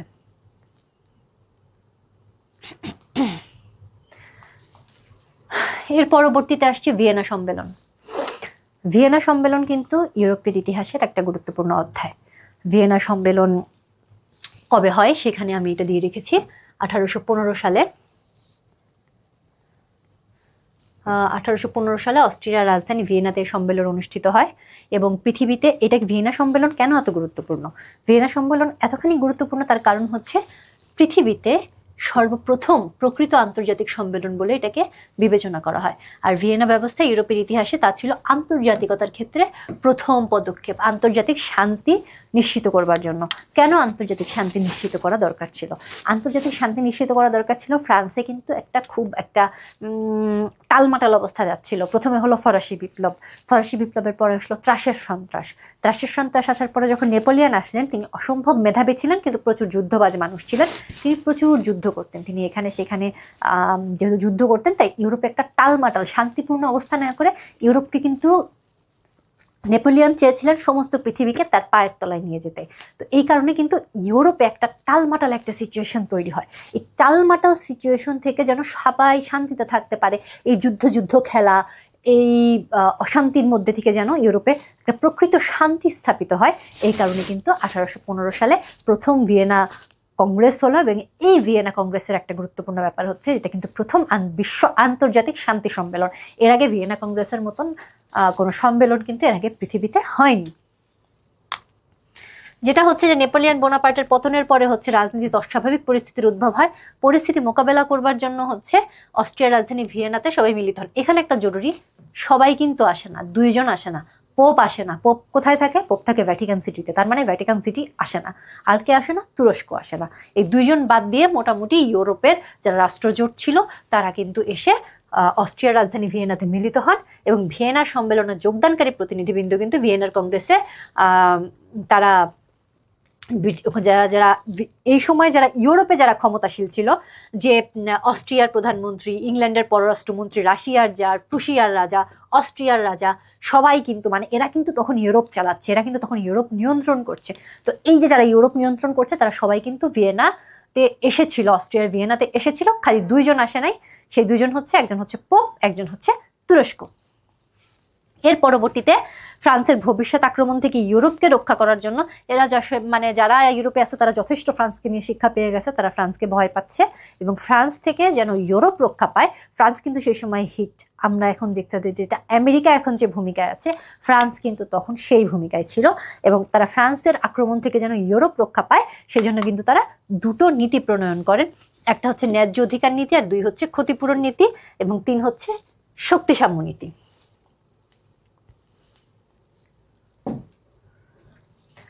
প্রথমে আসবে ন্যায্য অধিকার নীতি। ন্যায্য অধিকার নীতিকে যেটা হচ্ছে যে এই নীতির মর্ম ছিল প্রাক নেপোলিয়ন যুগে, এটা কিন্তু খুব জরুরি, যে প্রাক নেপোলিয়ন যুগে যে সকল বংশানুক্রমিক রাজা ছিলেন তারা যদি নেপোলিয়ন দ্বারা সিংহাসনচ্যুত হয়ে থাকেন তবে তাদের ন্যায্য অধিকার মেনে নিয়ে তাদের রাজ সিংহাসন ফিরিয়ে দেওয়া হবে। যেটা হচ্ছে যে নেপোলিয়ন প্রচুর ইউরোপে আক্রমণ করেছিলেন, প্রচুর ইউরোপে যারা রাজা ছিলেন তাদেরকে একেবারে মানে ছিন্ন ভিন্ন করে ফেলে দিয়েছেন। তো এখন তারা যেটা ন্যায্য অধিকার নীতিতে তারা যেটা নিয়ে আসছে, ন্যায্য অধিকার নীতিতে কি কেউ যদি নেপোলিয়ন দ্বারা অন্যায়ভাবে তার রাজত্ব থেকে বিচ্যুত হয়ে যেয়ে থাকেন তবে তাকে হচ্ছে, তিনি যদি দাবি করেন তবে তাকে পুনরায় তার রাজ্যে আবার অভিষিক্ত করা হবে। এই নীতি অনুযায়ী ফ্রান্সের সিংহাসনে আবার বুর্ব রাজবংশ ফিরিয়ে আনা হয় এবং ষোড়শ লুইয়ের ভাই কিন্তু অষ্টাদশ লুইকে ফ্রান্সের রাজা বলে স্বীকার করা হয়। এটা খুবই জরুরি এবং এখানে হল্যান্ড, সার্ডিনিয়া এগুলো নিয়ে আলোচনা হচ্ছে। তবে সবচেয়ে জরুরি যেটা, যে এই ন্যায্য অধিকার নীতির আলোকে কিন্তু ষোড়শ লুই, যাকে পরাজিত করা হয়েছিল ফরাসি বিপ্লবে, তার ভাই আবার অষ্টাদশ লুই আবার ক্ষমতায় চলে আসলেন এবং ফ্রান্সে কিন্তু আবার প্রজাতন্ত্রের পতন হয়ে বুর্ব রাজবংশের কিন্তু আবার সূচনা হলো। এর পরবর্তীতে আসছে ক্ষতিপূরণ নীতি। ক্ষতিপূরণ নীতি হচ্ছে যে নেপোলিয়ন বিভিন্ন দেশের সাথে যুদ্ধ করেছেন, বিভিন্ন দেশের সাথে তার সাথে যুদ্ধ করার জন্য সে সমস্ত দেশের যে ক্ষতি হয়েছে ফ্রান্স হচ্ছে তাদেরকে সেই ক্ষতিপূরণ দিবে। নেপোলিয়নের পরাজয়ে যেহেতু ইংল্যান্ডের অবদান ছিল সর্বাধিক, ইংল্যান্ডের ক্ষতিপূরণও পেয়েছিল কিন্তু সর্বাধিক। এটা কিন্তু খুবই জরুরি যে ক্ষতিপূরণ নীতি ইউরোপের, সোজা কথা, ক্ষতিপূরণ নীতিতে হচ্ছে যারা যুদ্ধ করেছে নেপোলিয়নের সাথে, নেপোলিয়ন যাদেরকে পরাজিত করেছে তারা আবার হচ্ছে ক্ষতিপূরণ পাবে। ইংল্যান্ড যেহেতু নেপোলিয়নকে পরাজিত করবার পিছনে সবচেয়ে গুরুত্বপূর্ণ ভূমিকা রাখে, তাই হচ্ছে যেটা যে ইংল্যান্ড হচ্ছে সবচাইতে বেশি ক্ষতিপূরণ পায়। আর এখানে হচ্ছে বাকি যারা যারা ক্ষতিপূরণ পেয়েছে, যেমন অস্ট্রিয়া ক্ষতিপূরণ পেয়েছে, তারপরে হচ্ছে ইংল্যান্ড কোন কোন জায়গা ক্ষতিপূরণ পেয়েছে সে সবকিছু কিন্তু এখানে উল্লেখ করা আছে। এটা কিন্তু আপনারা এখান থেকে দেখে নেবেন। এবং সব শেষে আসবে শক্তিসাম্য নীতি। শক্তিসাম্য নীতি কিন্তু আন্তর্জাতিক রাজনীতির ক্ষেত্রে খুবই গুরুত্বপূর্ণ। এখানে শক্তিসাম্য বলা হয় হচ্ছে সেটাকে কাউকে বেশি ক্ষমতাশীল হতে দেওয়া যাবে না। এখানে সব রাষ্ট্রের মধ্যে বা বৃহৎ রাষ্ট্রগুলোর মধ্যে কিন্তু একটা শক্তির লেভেল থাকবে, যে কোনো রাষ্ট্র কিন্তু কোনো রাষ্ট্রের চেয়ে বেশি শক্তিশালী হয়ে যাবে না। তারা সবসময় নিজেদের মধ্যে একটা সমতা, একটা সাম্য বজায় রাখবে। এই নীতি যেটা ভিয়েনা কংগ্রেসের সবচেয়ে গুরুত্বপূর্ণভাবে নেওয়া হয় সেটা হচ্ছে শক্তি সাম্য নীতি, যেটা হচ্ছে যে প্রত্যেকের নির্দিষ্ট সীমারেখায় ফিরে যাবে এবং তাদের মধ্যে একটা সমতা বা সাম্য একটা বজায় রাখবে। এবং এই নীতির মাধ্যমে কিন্তু ফ্রান্সের শক্তি খর্ব করা হয়। এরপরে আসছে মেটার্নিক, এটা সিলেবাসে আছে। মেটার্নিকের যেটা ব্যাপার, যে ইউরোপের যে কূটনীতিবিদ ছিলেন তিনি মেটার্নিক, তিনি সমধিক প্রসিদ্ধ ছিলেন এবং ঐতিহাসিকের মতে যে ইউরোপে যুদ্ধে আর কূটনীতিতে মেটার্নিকের সমকক্ষ কেউ ছিল না। তো মেটার্নিকের যেটা ব্যাপার আছে যে 1815 সালে নেপোলিয়নের পরাজয়ে সবচেয়ে বেশি যে ঐতিহাসিক অবদান রেখেছিলেন তিনি হচ্ছে মেটার্নিক। মেটার্নিক একজন লোকের নাম এবং তাকে বলা হতো কূটনৈতিক জাদুকর। তিনি কূটনৈতিকভাবে তিনি অনেক কিছুই করে ফেলতে পারতেন, অসামান্য দক্ষতা তিনি প্রদর্শন করেন এবং পরবর্তী 2 শতাব্দী ইউরোপীয় রাজনীতিতে যে সকল সিদ্ধান্ত হয়েছিল সেটা বলা হয় যে সেটা হচ্ছে মেটার্নিকেরই কূটনীতির ফসল, তার প্রজ্ঞার ফসল, তার জ্ঞানের ফসল। এবং যেটা হয় যে 1825 সাল থেকে 1830 সালের মধ্যে স্বৈরাচারী এবং স্বেচ্ছাচারী একনায়কতন্ত্রের বিরুদ্ধে ইউরোপব্যাপী যে জাতীয়তাবাদী আন্দোলন শুরু হয় তাতে কিন্তু মেটার্নিকের পতন হয়। মেটার্নিক নিয়ে খুব বেশি ডিপে আলোচনা করা লাগবে না, যেটুকু দরকার আমি সেটুকু দিয়ে দিয়েছি। তারপরে যদি আপনারা আরও জানতে চান তবে তাহলে আমি সেক্ষেত্রে বলবো যে নুরুন্নাহার বেগমের মানুষের ইতিহাস বই থেকে আপনারা কিছুটা দেখে নেবেন। তবে আমার ধারণা যেটুকু পরীক্ষা আসতে পারে আমি সেটুকু এখানে অ্যাড করে দিয়েছি। এবার এখানে আপনাদের জন্য ছোট ছোট প্রশ্ন আছে অসংখ্য। আপনারা যদি আর একটু ডিপে পড়তে চান, এখান থেকে এই প্রশ্নগুলো দেখে নিতে পারেন।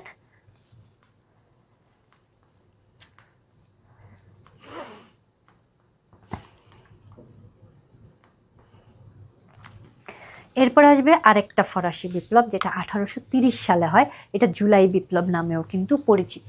এই জুলাই বিপ্লবে কিন্তু ফ্রান্সে বুর্বো রাজবংশ পুনঃপ্রতিষ্ঠিত হয় 1815 সালে, এবং অষ্টাদশ লুই কিন্তু ফ্রান্সের সিংহাসনে বসেন।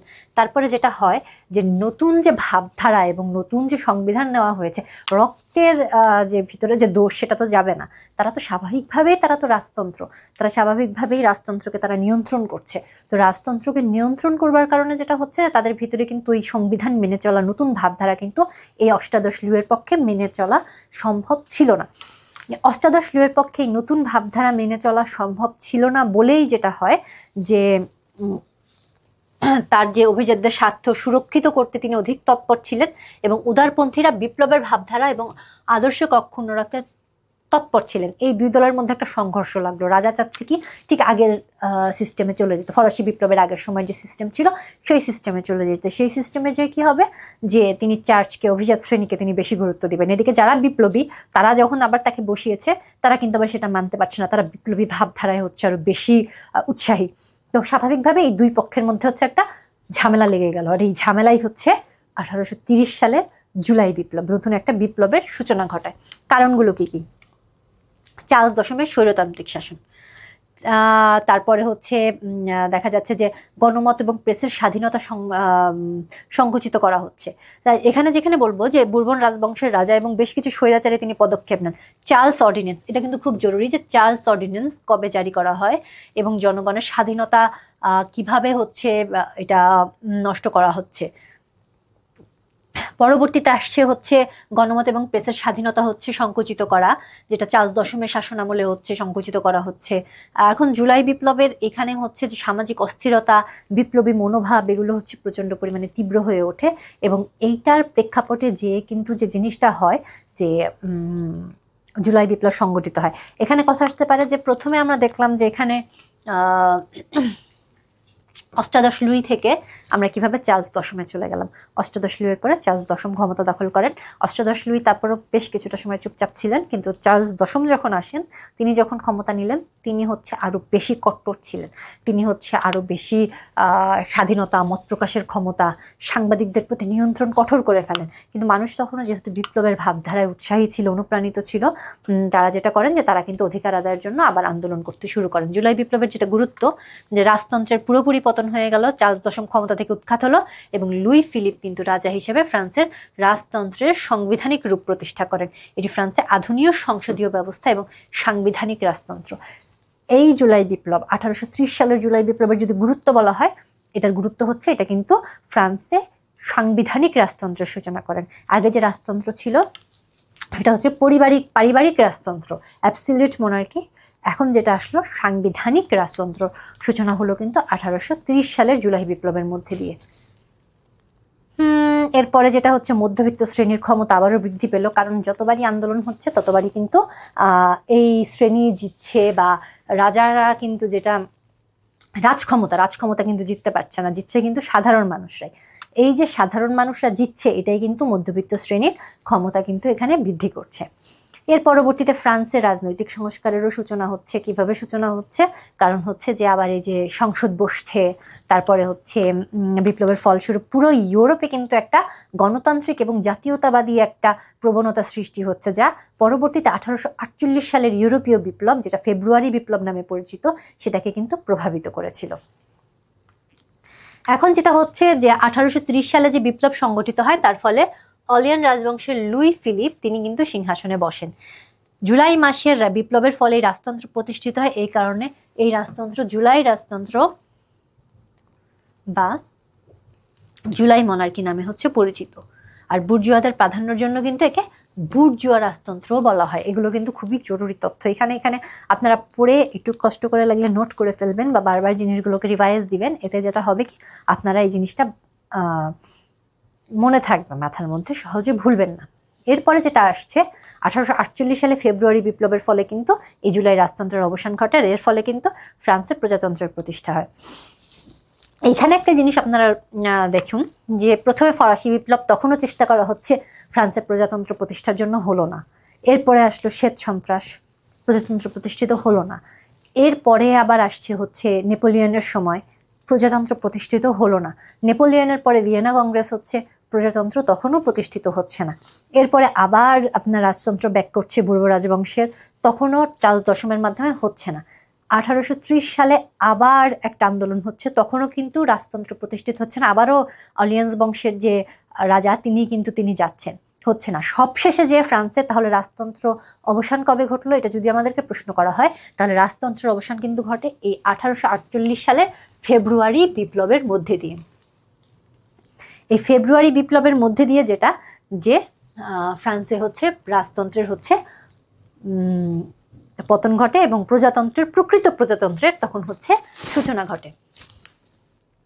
এটা হচ্ছে বলা হয় হচ্ছে জনগণের বসন্ত। আমরা আরব বসন্ত শুনেছি, আর এটা হচ্ছে 1948 সালের যে ফেব্রুয়ারি বিপ্লব, এটা কিন্তু জনগণের বসন্ত বলা হয়। এখানে হচ্ছে যে জিনিসটা হয় যে রাজতন্ত্রের অবসান, প্রজাতন্ত্রের জয়। ফেব্রুয়ারি বিপ্লবের ফলে রাজতন্ত্রের অবসান, প্রজাতন্ত্রের যা দ্বিতীয় ফরাসি প্রজাতন্ত্র নামে কিন্তু পরিচিত। এবং প্রজাতন্ত্রী নেতা লা মার্টিনের নেতৃত্বে কিন্তু প্রকৃতপক্ষে ফ্রান্সে এক অস্থায়ী প্রজাতন্ত্রী সরকার কিন্তু গঠন হয়। এখানে সার্বজনীন ভোটাধিকারের স্বীকৃতি দেওয়া হয়। প্রথমে প্রজাতন্ত্র গঠন হওয়া মানেই কিন্তু একটা সার্বজনীন ভোটাধিকারের স্বীকৃতি দেওয়া হবে, মানুষ কিন্তু একটা সার্বজনীন একটা ভোটাধিকারে তারা অধিকার পাবে। এবং পরবর্তী সময় এক কক্ষ বিশিষ্ট একটা আইনসভা দেওয়া হয়, নিম্নবিত্তরা ক্ষমতা লাভ করে। আগে যেটা কথা ছিল যে সবসময় রাজারা সবসময় টপে থাকতো, তারপরে হচ্ছে বুর্জোয়ারাও থাকতো, একদম নিম্নবিত্ত সমাজের যারা একদম নিম্ন শ্রেণী তারা কিন্তু ক্ষমতার ধারে কাছেও আসতে পারতো না। এখন যেটা হচ্ছে 1848 সালের যে ফেব্রুয়ারি বিপ্লব হচ্ছে, তার মাধ্যমে কিন্তু নিম্নবিত্তরা ক্ষমতা লাভ করছেন। দাস প্রথা উচ্ছেদ হয়, এটা কিন্তু সবচাইতে জরুরি একটা ব্যাপার। যে দাস প্রথা আমরা আগে যেটা পড়েছি যে ভৌগোলিক একটা ইসের ফলে, মানে ভৌগোলিক আবিষ্কারের ফলে যে দাস প্রথার সূচনা ঘটে, এটার অবসান কিন্তু ফ্রান্সে হয় 1948 সালের এই ফেব্রুয়ারি বিপ্লবের মধ্যে দিয়ে কিন্তু এই দাস প্রথার একটা অবসান ঘটে। এবং ইউরোপের অন্যত্র কিন্তু যেটা একটা ব্যাপার হয় যে ইউরোপের অন্যত্র কিন্তু ফেব্রুয়ারি বিপ্লবের ফলাফল ছিল ব্যাপক। কারণ হচ্ছে মেটারনিক, এটা কিন্তু খুবই জরুরি। মেটারনিক একবার মন্তব্য করেছিলেন, when the France catches cold Europe sneeze, মানে হচ্ছে যখন ফ্রান্সের ঠান্ডা লাগে বা ফ্রান্স, তখন কিন্তু পুরো ইউরোপ হাঁচি দিয়ে ওঠে। এর মানে কি? মানে হচ্ছে ফ্রান্স তখন এত জরুরি ছিল, ফ্রান্সের তখন তারা বিশ্ব রাজনীতিতে তারা এতখানি জরুরি ছিল যে কোনো কারণে ফ্রান্সের যদি একটু ঠান্ডা লেগে যেত, মানে ফ্রান্স যদি কোনো কারণে এফেক্টেড হতো, তাহলে পুরো বিশ্বতে একটা ঝাঁকি লাগতো। হাঁচি দিলে কি হয়, আমাদের শরীরে যে ঝাঁকি লাগে, এটা দিয়ে বোঝাচ্ছে যে একজনের ঠান্ডা লাগছে কিন্তু ঝাঁকি লাগছে সারা বিশ্বে। তো এই জিনিসটা হচ্ছে মেটারনিক মন্তব্য করেছিল, মন্তব্যটা খুবই সুন্দর, এর জন্য আমি এখানে দিয়ে দিয়েছি। এবং মন্তব্যটা কিন্তু জরুরিও, যে এই মন্তব্য যে কতটি সার্থক তা কিন্তু এই ফেব্রুয়ারি বিপ্লবের মাধ্যমেই প্রমাণ হয়। এর প্রজ্বলিত অগ্নি সারা ইউরোপে কিন্তু দাবাগ্নির মতো ছড়িয়ে পড়ে এবং ইউরোপের 15টি দেশে জাতীয়তাবাদী আন্দোলন কিন্তু গতিশীল হয়ে ওঠে। আর এখানে কিন্তু খুবই জরুরি, 1848 খ্রিস্টাব্দে জনতার যুগের সূচনা হয়। ফ্রান্সে প্রজাতন্ত্র পুরোপুরি শেষ হয়ে গেল, যেটা কোনো অবস্থাতেই ফরাসি বিপ্লবের পরে শেষ হয় নাই। ফরাসি বিপ্লবের পরে পূর্ব রাজবংশের পতন হলেও তারা কিন্তু আবার ভিয়েনা কংগ্রেসের পরে তারা কিন্তু ফেরত আসে। কিন্তু যেটা হয় যে 1848 সালে কিন্তু আর কোনো রাজবংশ ফেরত আসার ন্যূনতম কোনো সম্ভাবনা ছিল না। এটা পুরোপুরি জনতার যুগের কিন্তু তারা সূচনা করে। এরপরে যেটা দেখা যাচ্ছে যে জার্মানিতে কিন্তু বিপ্লবের ভাবধারায় অভূতপূর্ব উন্মাদনার সঞ্চার করে এবং চতুর্থ ফ্রিডরিখ উইলিয়ামকে কিন্তু জার্মানির সম্রাট পদ গ্রহণের জন্য আহ্বান জানানো হয়। ইটালিতে একটা বিপ্লব হয়, অস্ট্রিয়াতে আবার বিপ্লব হয়। ওই যেটা কথা যে যখন ফ্রান্সের ঠান্ডা লেগেছে, বিপ্লব ফ্রান্সে হয়েছে, কিন্তু ঝাঁকি খেয়েছে সমস্ত ইউরোপ। এটাই কিন্তু আমরা যেই সময়ের ইতিহাস পড়ছি, ইউরোপের ইতিহাস, এখানে কিন্তু ফ্রান্স কিন্তু অত্যন্ত গুরুত্বপূর্ণ ছিল। এখন কিন্তু ফ্রান্সের গুরুত্ব কিছুটা কমে গেছে, আগের চেয়ে কিন্তু ফ্রান্সের গুরুত্ব এখন অনেক কমে গেছে, কিন্তু সেই সময় ইউরোপকে নিয়ন্ত্রণ করতে কিন্তু ফ্রান্স। অন্যান্য রাষ্ট্রেও কিন্তু গণ আন্দোলন গড়ে ওঠে। এরপরে এখানে অনেক প্রশ্ন আছে, আপনারা এই প্রশ্ন দেখে আপনারা যদি এখানে কোনো কিছু বাদ থাকে টপিকে গুরুত্বপূর্ণ কিছু, আপনারা কিন্তু এটা প্রশ্নে পেয়ে যাবেন।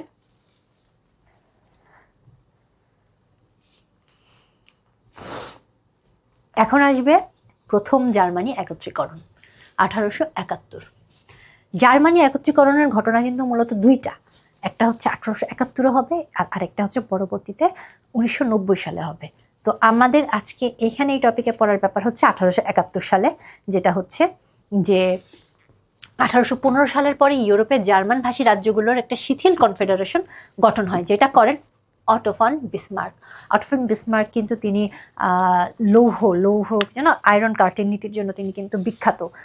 অটো ফন বিসমার্কের এই অটো ফন বিসমার্ক নিয়ে যদি আমরা পড়তে চাই, অটো ফন বিসমার্ক এই যুদ্ধের মাধ্যমে, একাধিক যুদ্ধের মাধ্যমে কিন্তু রাষ্ট্রগুলোকে একত্রিত করতে সক্ষম হন, এবং অটো ফন বিসমার্ক ছিলেন কিন্তু প্রুশিয়ার চ্যান্সেলর। এখন যেটা হচ্ছে যে একত্রিত হয়ে এক আধুনিক দেশ ইটালি প্রতিষ্ঠিত হয়, ইটালির ঐক্য প্রতিষ্ঠিত হয়। এরপরে যেটা দেখতেছি নেপোলিয়নের বোনাপার্টের পরাজয়ের পরে ভিয়েনা কংগ্রেস ইটালির অনেক অঞ্চল আয়নাভুক্ত রাজ্য হিসেবে হচ্ছে তারা বিভক্ত হয়। ইতালীয় জনগণের মধ্যে হচ্ছে তারা যে জিনিসটা চান যে তারা হচ্ছে একটা জাতীয়তাবাদী ভাবনা এবং একীকরণের হচ্ছে তারা একটা ইচ্ছা প্রকাশ করেন, এবং জিউজেপ্পে ম্যাজিনি নামের একজন, তিনি হচ্ছে জাতীয়তাবাদী ও সমাজতান্ত্রিক নেতা, তিনি ইয়ং ইটালি নামের গোষ্ঠীর প্রতিষ্ঠা করেন এবং ইটালির ঐক্যের ধারণা প্রচার করেন।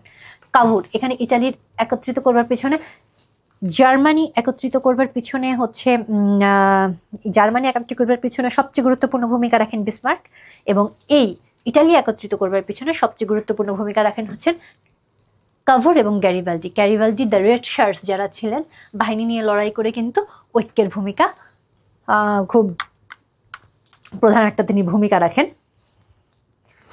এখানে আপনারা দেখতে পারেন যে ইউরোপীয় জাতীয়তাবাদের একটা বড় গুরুত্ব, যেটা ইটালির ঐক্য ছিল, সামরিক অর্থনৈতিক শক্তি বাড়ায়। তো এখানে কিছু ছোট ছোট প্রশ্ন দেওয়া আছে, আপনারা এখান থেকে এটা দেখে নিয়ে আপনারা আশা করা যায় যে এটা নিয়ে ক্লিয়ার হতে পারবেন।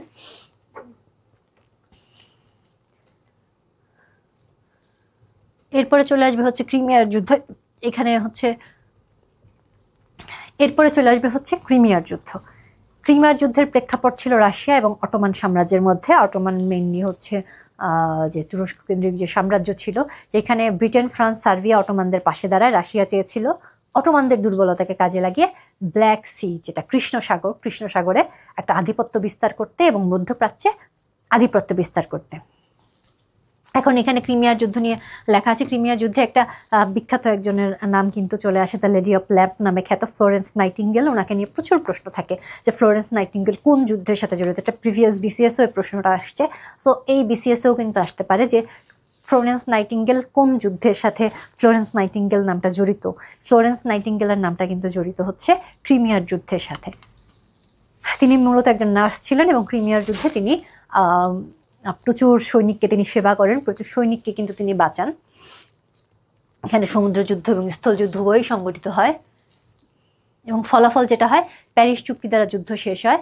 রাশিয়াকে এখানে সীমিত করা হয় ব্ল্যাক সিতে, কৃষ্ণসাগরে, এবং রাশিয়ার ক্ষমতা কিন্তু কিছুটা হ্রাস পায়। এরপরে যেটা চলে আসবে সেটা হচ্ছে বার্লিন কংগ্রেস। এখানে সময়কাল প্রেক্ষাপট দেওয়া আছে যে যুদ্ধের পরে একটা আন্তর্জাতিক ভারসাম্য বজায় রাখবার জন্য ইউরোপীয় শক্তিরা এরা কিন্তু একটা বার্লিন কংগ্রেস আলোচনা করে, এবং তারা কিন্তু বলকান অঞ্চল, যেটা পাহাড়ি উপদ্বীপ যে অঞ্চলটা, সেটা কিন্তু তারা ভাগ বাটোয়ারা করে এবং রাজনৈতিক স্থিতিশীলতা নিয়ে আলোচনা করে। প্রধান ছিলেন অটো ফন বিসমার্ক, আর হচ্ছে তার ফলাফল এখানে লেখা আছে। রাশিয়ার কিছু লাভ হ্রাস করা হয়, এখানে ফলাফল দেওয়া আছে ভারসাম্য রক্ষায়। এখানে প্রশ্ন এখানে জরুরি এটাই থাকতে পারে যে বার্লিন কংগ্রেস কেন গুরুত্বপূর্ণ। ইউরোপীয় রাজনীতির ভারসাম্য রক্ষায় কিন্তু বার্লিন কংগ্রেস গুরুত্বপূর্ণ। এরপরে যেটা হচ্ছে এখানে ক্রিমিয়ার যুদ্ধ নিয়ে 25টা প্রশ্ন উত্তর দেওয়া আছে, এবং মিনিট, হ্যাঁ, এরপরে বার্লিন কংগ্রেস নিয়েও এখানে প্রশ্ন দেওয়া আছে। আপনারা এটা দেখলেও হবেন যে ক্রিমিয়ার যুদ্ধের পরে হচ্ছে বার্লিন কংগ্রেস নিয়ে এখানে আবার 25টা প্রশ্ন এবং উত্তর দেওয়া আছে। আপনারা এখান থেকেও আপনারা দেখে নিতে পারবেন। আশা করছি যে এই স্লাইড আসলে আপনাদের জন্য উপকৃত হবে, মানে আপনারা উপকৃত হবেন এই স্লাইড দেখে। যদি আপনাদের কোনো ধরনের কোনো এখানে কনফিউশন থাকে বা বুঝতে সমস্যা থাকে, তবে আপনারা ভিডিওর নিচে আপনারা জানাতে পারেন। যদি কোনো ধরনের সমস্যা হয় সেক্ষেত্রে আশা করা যাচ্ছে ফিডব্যাক দেওয়া যাবে, এবং আমি আসলে চেষ্টা করেছি যে যতটুকু সম্ভব আপনাদেরকে আসলে এখানে প্রশ্ন বেশি বেশি করে অ্যাড করবার, এই জন্য যে প্রশ্ন অ্যাড করবার মাধ্যমে যেটা হবে যে আপনারা বেশি বেশি প্র্যাকটিস করতে পারবেন বা জিনিসটা সম্পর্কে একটু সম্যক ধারণা আপনারা পাবেন। আমি যেটা ক্লাসে করেছি যে আপনাদের ঘটনা প্রবাহটা আমি জানানোর চেষ্টা করেছি, এবং কোনো কোনো টপিকে হয়তো আমি একটু কথা কম বলেছি। আসলে সেটা বলার পিছনে কারণ ছিল হচ্ছে সেই টপিকগুলো লেস ইম্পর্টেন্ট, বা সেই টপিকগুলোর একেবারে ডিপ থেকে প্রশ্ন আসার সম্ভাবনা কম। যেটা হতে পারে যে সুপারফিশিয়াল লেভেলের প্রশ্ন আসতে পারে, হয়তো সালটা আসতে পারে বা কেন হয়েছিল বা এর পিছনে কারণটা কি সেটুকু নিয়ে প্রশ্ন আসতে পারে। যেমন বার্লিন কংগ্রেস নিয়ে কিন্তু আমি কথা কম বললাম, কারণ বার্লিন কংগ্রেস নিয়ে যেটুকু সামান্য তথ্য দরকার সেটা আমি স্লাইডে দিয়ে দিয়েছি, এবং এটা নিয়ে আসলে খুব ডিপলি আলোচনা করার মতন কিছু নাই। কিন্তু যেটা আমি ফরাসি বিপ্লব নিয়ে বা পরবর্তীতে শ্বেত সন্ত্রাস নিয়ে আমি আলোচনা করেছি, সেখান থেকে কিন্তু ডিপ থেকে অনেক বেশি প্রশ্ন আসতে পারে। এই কারণে আমি ওখানে আলোচনাটা বেশি রেখেছি, এবং যেখানে আসলে প্রশ্ন আসার সম্ভাবনা কম সেখানে আমি আলোচনাটা একটু কম রেখেছি। কিন্তু আমি প্রচুর পরিমাণে নমুনা প্রশ্ন তৈরি করে দিয়েছি এই জন্য যে সেটা যদি আপনাদের কোনো জায়গা থেকে বুঝতে কোনো ধরনের কোনো সমস্যা হয়, সেটা যেন আপনাদের এই আলোচনা থেকে, আপনাদের এই ব্যাপারটা থেকে ক্লিয়ার হয়ে যায়। এই কারণে আমি আপনাদের এখানে হচ্ছে নমুনা প্রশ্নগুলো সংযুক্ত করেছি। তারপরেও যদি কারোর কোনো জায়গায় কোনোভাবে বোঝার সমস্যা থাকে বা কোনো তথ্যে যদি কোনো ধরনের কোনো ভুল তথ্য এখানে চলে যায়, কারণ যেহেতু দেখা যাচ্ছে যে একসাথে আমি অনেক তথ্য এক জায়গায় করে তারপরে হচ্ছে আমি এখানে অ্যাড করছি, যে কোনো জায়গায় হয়তো টাইপিং মিস্টেক হতে পারে বা কোনো জায়গায় হয়তো আমার জানার কিছু ভুল থাকতে পারে। যদি এই ধরনের কোনো সমস্যা থাকে আপনারা কাইন্ডলি জানাবেন, সেটা সংশোধন করে দেওয়া হবে। বা কোথাও বোঝার কোনো জায়গায় সমস্যা থাকলে সেটা নিয়েও আপনারা জানাবেন। দরকার হলে আমি নেক্সট যখন ক্লাস আমি শুরু করব, নেক্সট ক্লাস শুরু করবার আগে আমি সেই কনফিউশনগুলো দূর করে বা সেই জায়গায় নিয়ে আমি সামান্য পরিমাণে আলোচনা করে সেই জায়গাটা আমি ক্লিয়ার করে আপনাদেরকে জানিয়ে তারপরে আমি পরবর্তী ক্লাসটা আমি শুরু করব। তো এই কারণে হচ্ছে আপনাদের কাছে রিকোয়েস্ট থাকবে যে আপনারা এই জিনিসগুলো জানাবেন, যে কোথাও যদি আপনাদের বোঝার কোনো সমস্যা থাকে। তো আমি আজকে ক্লাস এখানেই শেষ করছি। ধন্যবাদ।